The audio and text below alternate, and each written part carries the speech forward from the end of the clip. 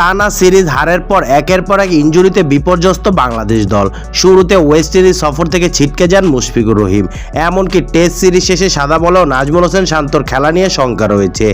এই টাইগার অধিনায়ক এখনও চোট কাটিয়ে পুরোপুরি ফিট হতে পারেননি। ইনজুরির তালিকায় সবশেষ যুক্ত হলো তাওহিদ হৃদয়ের নাম। গতকাল নিজ শহর বগুড়াতে অনুশীলন করার সময় পায়ে চোট পান হৃদয়, যে চোটের কারণে আসন্ন ক্যারিবিয়ান সিরিজে তার খেলা নিয়ে শঙ্কার মেঘ উকি দিচ্ছে। বিষয়টি নিশ্চিত করেছে বিসিবির এক নির্বাচক। তিনি জানালেন, হৃদয়ের মেডিকেল রিপোর্ট পাওয়ার অপেক্ষায় রয়েছে বোর্ড। ওয়েস্ট ইন্ডিজের বিপক্ষে টি-20 ওয়ানডে সিরিজে শান্ত খেলতে পারবেন কিনা আগে থেকে সেটি জানার অপেক্ষায় বিসিবি। হৃদয়ের জন্য একইভাবে তাদের অপেক্ষা করতে হচ্ছে। শান্তর খেলা নিয়ে নিশ্চিত রিপোর্ট পাওয়ার লক্ষ্যে ওয়ানডে সিরিজের দল ঘোষণায় দেরি করছে বাংলাদেশ ক্রিকেট বোর্ড বিসিবি।